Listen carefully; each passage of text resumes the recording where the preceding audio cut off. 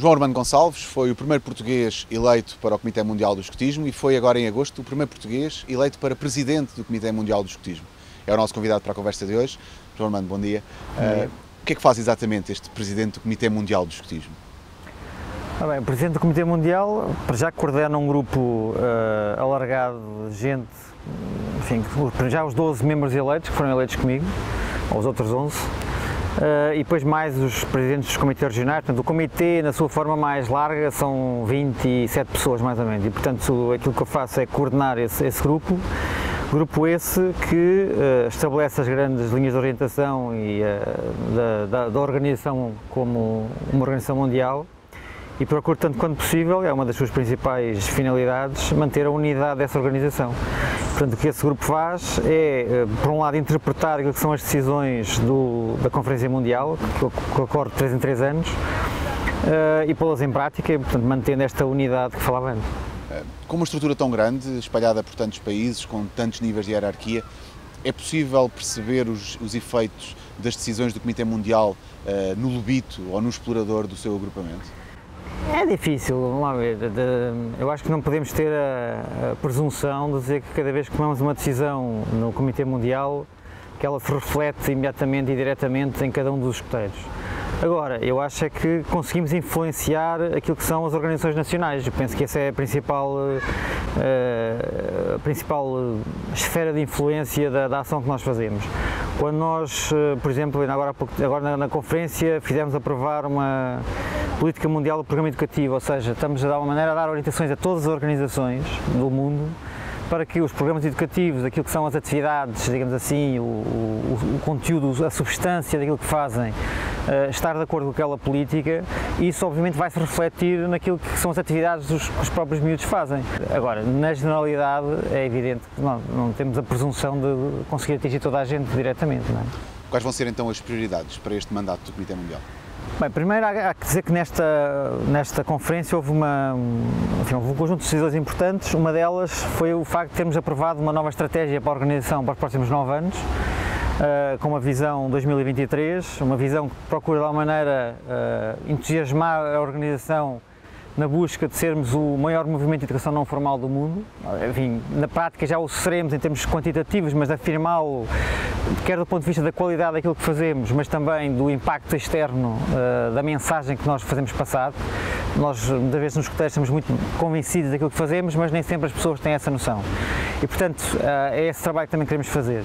Portanto, isto para dizer a visão, a nova estratégia para os próximos 9 anos.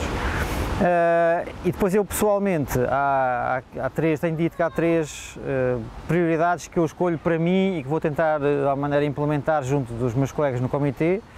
O primeiro deles é precisamente a unidade da organização. Uma organização que é tão grande, com tantas organizações, tem algum risco de deixar pessoas para trás, ou organizações para trás, ou de haver desvios, e portanto, nisso, nos últimos tempos mais recentes, houve um conjunto de tensões mais regionais e tal, que vou tentar de alguma maneira diminuir. Portanto, a unidade é claramente um deles. O segundo tem a ver com o impacto e, portanto, com esta ideia de que nós temos que ser relevantes naquilo que fazemos e temos que fazer passar essa mensagem, como eu dizia antes. E uma terceira preocupação pessoal tem a ver com a própria organização, é uma preocupação mais interna, mas tentar que a organização se adapte ao tempo em que vivemos, ao século XXI, e portanto possamos adotar processos, que possamos diluir aquilo que dizia há bocadinho da hierarquia, ou seja, deixar, hoje em dia o mundo funciona em rede, quer dizer, não faz sentido nenhum que a gente não possa funcionar da mesma maneira, e aliás é forçoso que o façamos. E, portanto, esse esforço no sentido de melhorar os processos, simplificar, de nos tornarmos mais fluidos, mais ágeis, é um aspecto mais organizacional, mais interno, mas penso que é um desafio que nós temos que no curto prazo ter também. Como é que é gerir organizações nacionais de países tão diferentes, com realidades tão diferentes? Quais são as principais dificuldades nesse trabalho? Eu acho que é muito importante nós conhecermos as realidades. Nós às vezes somos muito, e eu falo por mim, nesta minha caminhada no escotismo, à medida que eu fui alargando os meus horizontes, primeiro do nível nacional, depois para o nível europeu e agora para o nível mundial, de facto é muito importante que nós conheçamos as realidades, os contextos, e às vezes podemos fazer juízos de valor a priori, sem conhecer de facto os contextos. E essa é, digamos, uma das condições sine qua non para quem quer, de facto, trabalhar neste nível. É perceber que há coisas que acontecem em determinados países porque há um contexto cultural, económico, social que conduz a que as coisas aconteçam daquela maneira. Da mesma forma que em Portugal nós fazemos um escotismo que fazemos porque este é o nosso contexto. Numa altura em que a família aparece colocada tão em causa por uma série de coisas, que papel tem o escotismo no fortalecimento das relações familiares entre pais e filhos e, eventualmente, entre outros?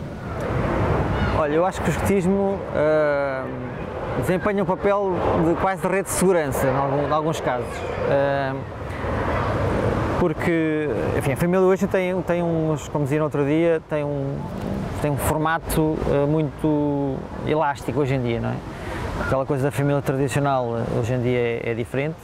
Acontece muitas vezes em agrupamentos, enfim, estarem filhos de pais que entretanto se separaram e que um fim de semana tem que estar com o pai, outro fim de semana tem que estar com a mãe. Isso, de alguma maneira, é uma exigência à própria dinâmica do grupo, não é? De como é que a gente gere isto. Antigamente era aquela coisa, não viajas mais do que 3 fins de semana e tal, fazem apuros. Hoje em dia a gente não pode ter isto, temos que perceber que isto também traz impacto na dinâmica dos próprios grupos. Mas é uma realidade hoje em dia, quer dizer, não vale a pena a gente dizer que não existe.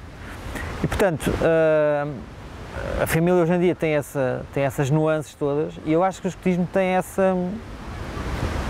papel, acho que assume esse papel um bocadinho de rede de segurança, porque se vai se mantendo estável, mesmo com estas interações, estes impactos que os novos formatos das famílias têm no escotismo, eu acho que o escotismo se vai mantendo de uma maneira estável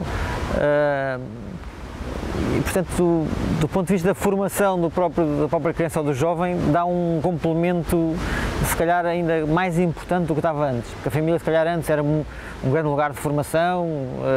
Hoje em dia, com estas disfuncionalidades todas, o contributo que o escotismo dá, e eu gostava de sublinhar isto, a gente diz muitas vezes o escotismo forma, educa, mas dá um contributo, quer dizer, e eu acho que é poderoso, porque nós estamos com os miúdos ou com os jovens 4 horas por semana ou 6 horas por semana, e ainda assim deixamos marcas muito fortes, não é? Mas é um contributo apenas, porque depois há a família, há a escola, há outros amigos, é por aí fora. Portanto, é bom que nós também sejamos cientes daquilo que é a nossa importância. Em termos mundiais, como é que olha para a família? O conceito de família, a importância da família no escotismo mantém-se transversal em todos os países ou há de facto países em que a família começa a ser colocada em causa e o próprio escotismo não a considera tanto como um fator de importância? Eu tenho dito em algumas sessões a que tenho ido e nestas viagens que eu tenho feito, uma das coisas que tenho descoberto, digamos assim, há bocado falávamos da diversidade, não é? Mas ao mesmo tempo que há esta diversidade toda, eu acho que há coisas muito fundamentais em que nós somos absolutamente todos iguais, independentemente de onde vivamos. E esta questão da relação mais básica da família é exatamente uma das coisas. Se estão mais presentes dentro dos escoteiros ou não, eu acho que há sempre o escotismo acaba sempre por ter um impacto, ter esse efeito de contágio naquilo que é a família. E vice-versa. Portanto, eu acho que há aqui a relação existe sempre. Tem sempre uma importância muito grande naquilo que é o desenvolvimento total da criança. Pode ser mais ativo ou menos ativo, sei lá, as práticas, pelo menos no CNE, aquela que eu conheço melhor aqui em Portugal, as práticas educativas vão nesse sentido, tentar de alguma maneira envolver os pais, um diálogo maior entre aquilo que é o chefe dos escoteiros e o pai ou o professor e tal. Noutros países pode não ser tão vincado, mas existe sempre essa ligação e é sempre um fator importante naquilo que é o sucesso da nossa ação educativa. Obrigado, João. Foram as opiniões de João Armando Gonçalves, o primeiro português eleito para o Comitê Mundial do Escotismo e eleito agora presidente desse Comitê Mundial do Escotismo. O escotismo, que é uma organização que reúne 40 milhões de jovens em todo o mundo.